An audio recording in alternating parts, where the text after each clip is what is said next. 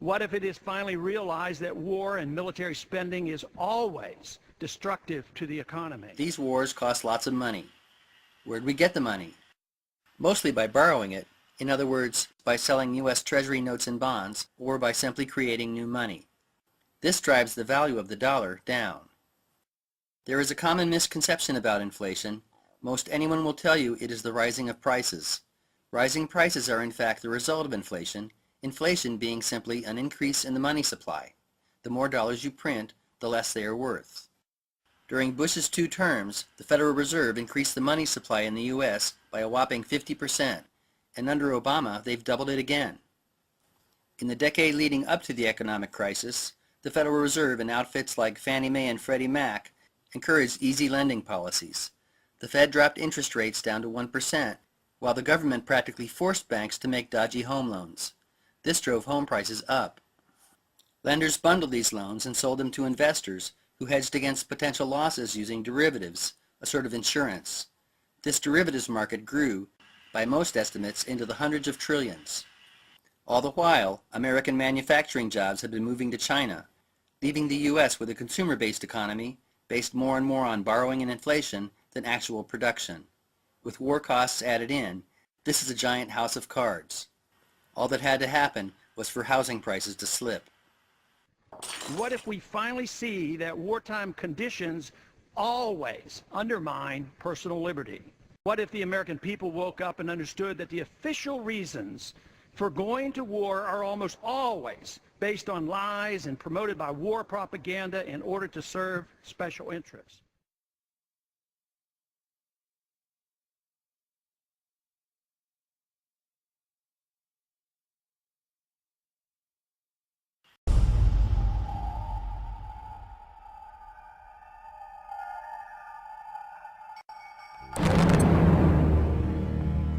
Jefferson wrote, "I sincerely believe that banking institutions are more dangerous than standing armies, and that the principle of spending money to be paid by posterity is but swindling futurity on a large scale." We still have a dangerous world, and that's very important for, I think the people understand where I'm coming from, to know that this is a dangerous world.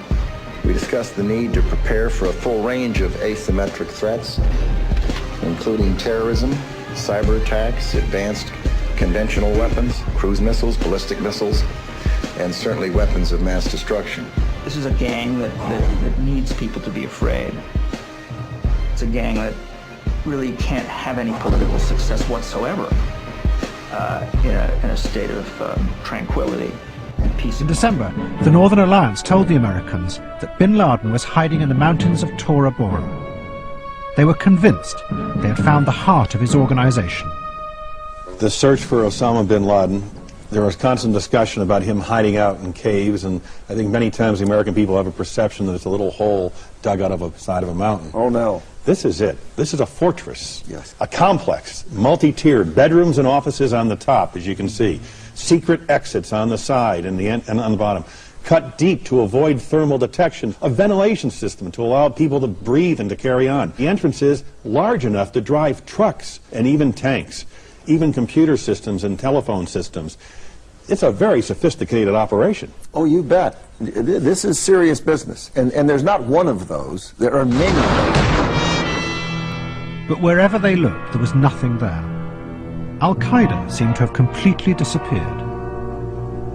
What if President Obama is completely wrong about Afghanistan and it turns out worse than Iraq and Vietnam put together? They were convinced they could hunt down Al-Qaeda because of what they said was their unique experience in fighting terrorism in Northern Ireland. They could succeed where others had failed.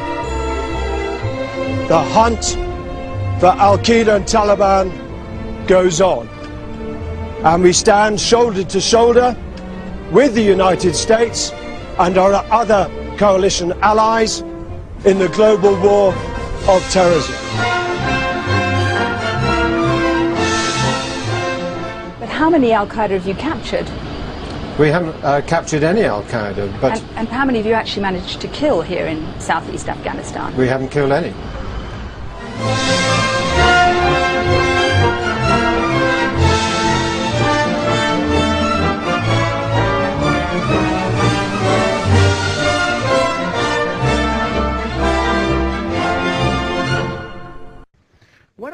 finally decide that torture, even if called enhanced interrogation technique, is self-destructive and produces no useful information, and that contracting it out to a third world nation is just as Imagine being put away in a small room or cell with no human contact for weeks on end. Freezing cold cell, you're completely naked and you're exposed to the elements. Sleep deprivation, they don't let you sleep. I've directed the full resources of our intelligence and law enforcement communities to find those who want peace and security in the world and to bring them to justice.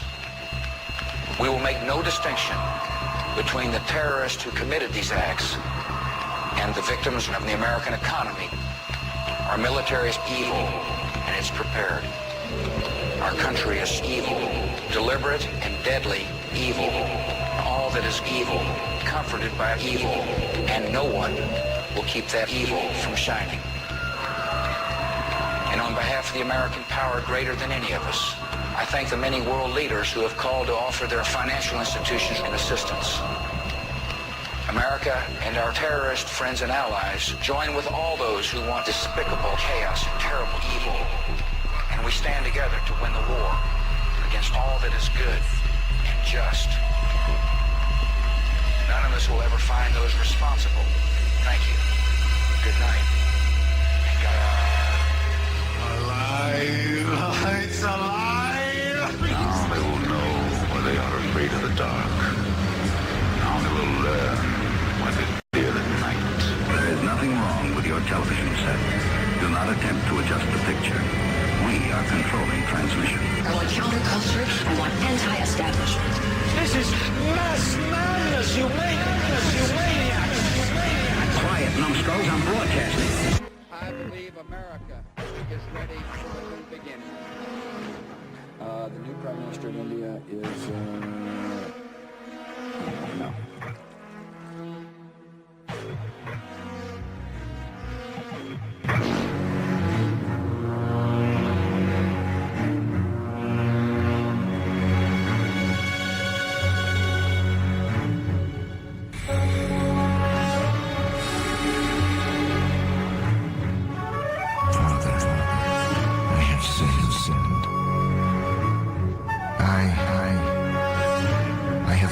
Killed many people.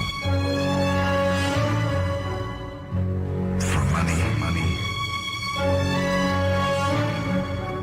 Out of ignorance. Out of evil. Out of hatred.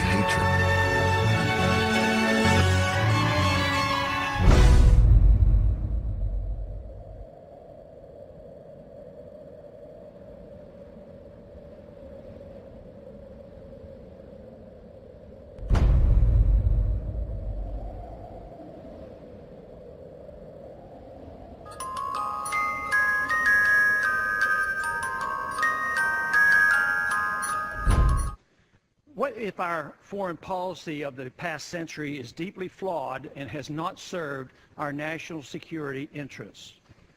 What if we wake up one day and realize that the terrorist threat is a predictable consequence of our meddling in the affairs of others and has nothing to do with us being free and prosperous? What if propping up repressive regimes in the Middle East endangers both the United States and Israel? What if occupying countries like Iraq and Afghanistan and bombing Pakistan is directly related to the hatred directed toward us? What if someday it dawns on us that losing over 5,000 American military personnel in the Middle East since 9/11 is not a fair trade-off for the loss of nearly 3,000 American citizens, no matter how many Iraqi, Pakistani, and Afghan people are killed or displaced? Just as with the Vietnam War, the Iraq War was based on lies. We were never threatened by weapons of mass destruction or Al-Qaeda in Iraq, though the attack on Iraq was based on this false information.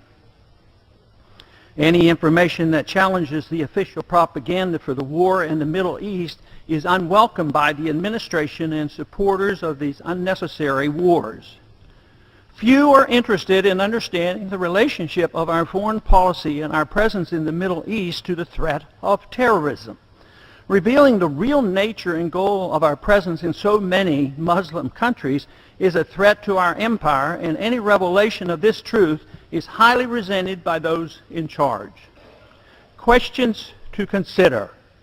Do the American people deserve to know the truth regarding the ongoing war in Iraq, Afghanistan, Pakistan, and Yemen? Number two, could a larger question be, how can an Army private gain access to so much secret information? Number three, why is the hostility mostly directed at Assange, the publisher, and not our government's failure to protect classified information?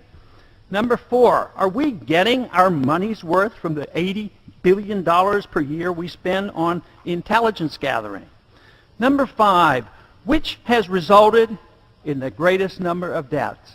Lying us into war, or WikiLeaks revelations, or the release of the Pentagon Papers? If Assange can be convicted of a crime for publishing information that he did not steal, what does this say about the future of the First Amendment and the independence of the Internet?